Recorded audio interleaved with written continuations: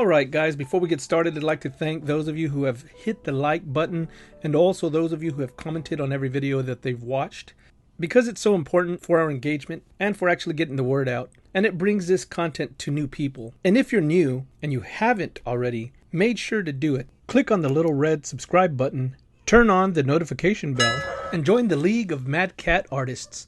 Let's get great together day by day. Let's start drawing. Hello everybody, and welcome back to another Madcatt Art Series tutorial and another Technique Tuesday. In this tutorial I'm going to show you how to draw the fist. So just like in drawing the hand, we're going to use the same method and technique by using a pentagon shape. Here I'm just illustrating how we went over the hand last time and how this is going to coincide with drawing the fist.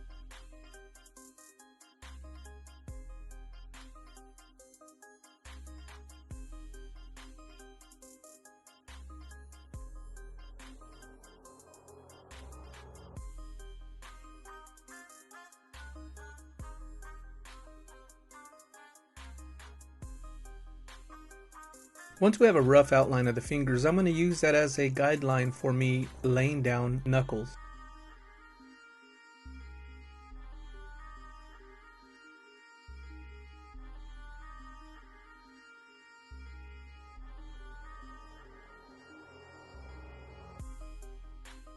Next, I'm going to apply little box shapes to indicate portions of the finger.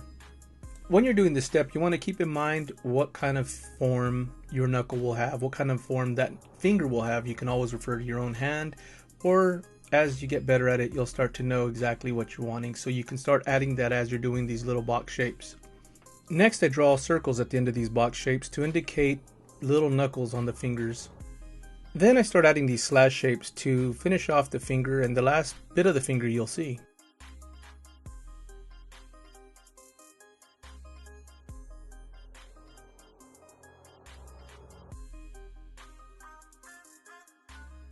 And here I'm drawing the thumb loosely. Then I sketch a knuckle at the far end to kind of indicate where the thumb starts, loosely sketching the rest of the thumb. Then I move to drawing the palm and make sure that everything is in sync.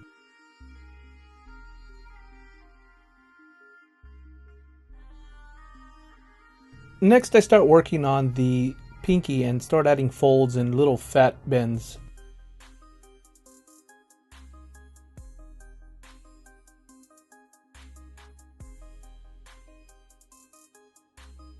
As I'm finishing off this fist, I'm starting to realize that I drew my pentagon a little long. As you practice this more often, you will become better at it.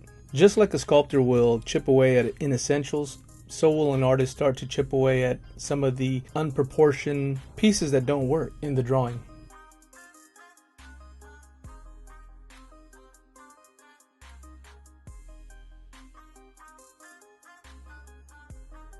The idea, guys, is to draw all the time, even if you're just drawing hands. This is going to make you so much better and really move your progress further faster.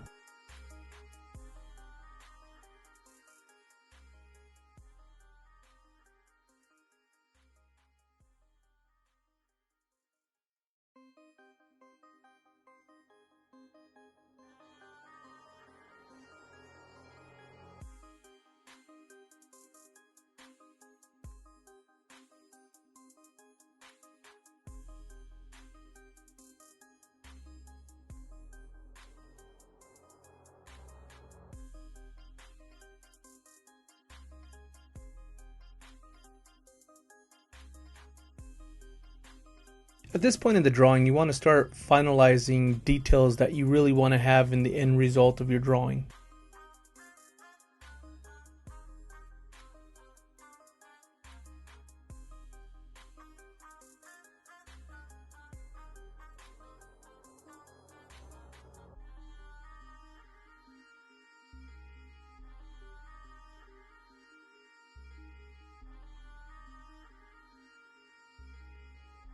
Here we're starting with another pentagon shape.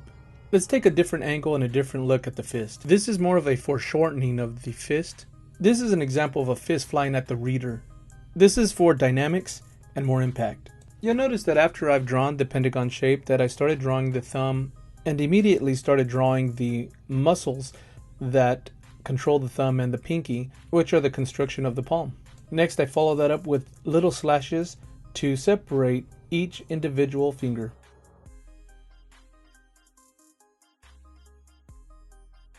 Next, I start connecting knuckle to finger by creating a knuckle and then rolling that knuckle into the actual slash I made for the fingers.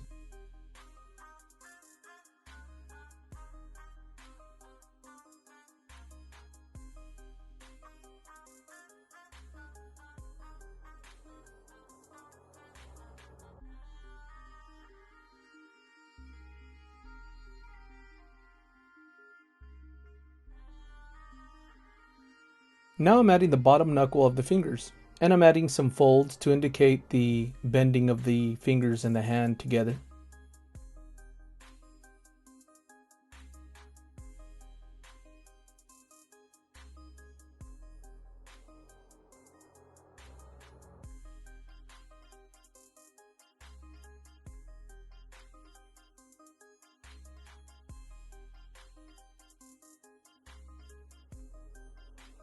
Here I'm indicating that the knuckles were a little long, but as long as you understand the foundation of the tutorial, then we're hitting the mark.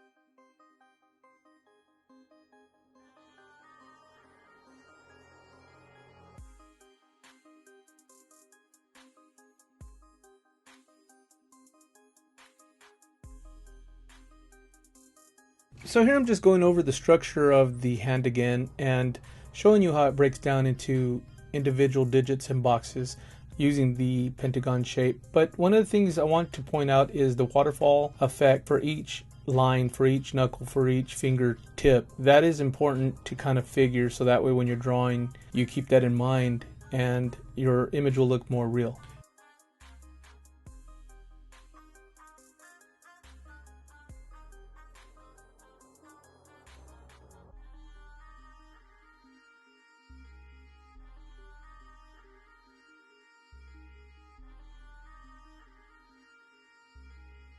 Next is muscle structure.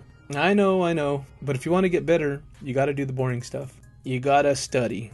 And I know what you're thinking. You're thinking, Cat, why do I got to study this? This is crazy. I'm just drawing hands. I'm just drawing, cartoons. But the reality is, one day you're going to be required to draw something in such a way that you'll be stuck because you don't understand why or how a hand bends or why it has that look. So when your favorite artists are drawing and you're like, man, I wish I could do that, this is what they did, this is what you need to do. So here in this image you'll notice that I numbered the muscle that connects to the pinky 1, the muscle that connects to the thumb 2, and the muscle that connects to the middle finger 3.